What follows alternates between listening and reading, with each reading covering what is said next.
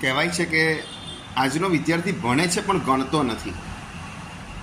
કેમ આવું આપણે સાંભળવું પડે છે, આવું બોલવું પડે છે? તો આજનો વિદ્યાર્થી સોશિયલ મીડિયામાં, રીલ્સમાં અને ઇન્ટરનેટમાં બિઝી થઈ ગયો છે.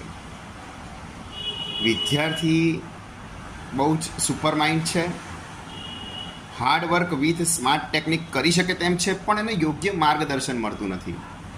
શિક્ષક ભણાવે છે, અભ્યાસક્રમ પૂરો કરી દે છે, વાત પૂરી થઈ જાય છે, વિદ્યાર્થી પરીક્ષા આપી દે છે અને એના માર્ક આવે છે કે નથી આવતા. પણ જરૂર છે એ વિદ્યાર્થીને યોગ્ય દિશામાં આગળ લઈ જવાની. માત્ર ભણાવી દેવાથી અને અભ્યાસક્રમ પૂરો કરી દેવાથી કે પરીક્ષા આપી દેવાથી કામ પૂરું નથી થઈ જતું. શિક્ષક અને વિદ્યાર્થી બંનેની એક જવાબદારી બને છે કે વિદ્યાર્થી એનામાં રહેલી સ્કિલ બહાર લાવે, ભણવાની સાથે કોઈ એક ક્રિએટિવિટીમાં આગળ વધે, થોડુંક પ્રેક્ટિકલ જ્ઞાન મેળવે, બજારની અંદર શું ચાલી રહ્યું છે તે અંગેનું એને જ્ઞાન મળે, એને જે વિષયમાં, જે કાર્યમાં આગળ વધવું છે એની યોગ્ય દિશા મળે અને એ શોધવાનું કામ શિક્ષકનું છે. એટલે શિક્ષકે દરેક વિદ્યાર્થીમાં અંગત રસ લઈને એનું કાઉન્સેલિંગ કરીને શક્ય હોય તો એનું કેરિયર બેટર બને એ માટે એને માર્ગદર્શન આપવું જોઈએ. તો ચોક્કસથી વિદ્યાર્થી શાળાના અભ્યાસની સાથે સાથે પોતાના કેરિયરમાં આગળ વધશે.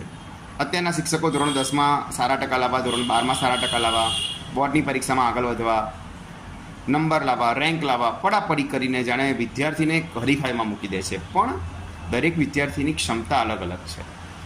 ભણવું ખૂબ જરૂરી છે, પરીક્ષા આપવી પણ ખૂબ જરૂરી છે, પણ એની સાથે જ્યારે કોઈ વિદ્યાર્થી 14 વર્ષથી મોટી ઉંમરનો થાય પછી એણે કમાતા થવું જ પડશે અને જો કમાતો નહીં થાય તો પછી એ પોતાના મહોત્સવ, પોતાનું જીવન ધોરણ ઊંચું નહીં લાવી શકે અને જીવનમાં આગળ નહીં વધી શકે. માટે મેદાન છોડનારા જીતતા નથી અને જીતનારા મેદાન છોડતા નથી. જો ભવિષ્યની અંદર કંઈક સારું કરવું હોય તો 14 વર્ષ પછી લાગી જાઓ, નવરા ના બેસી રહો અને ખૂબ મહેનત કરો.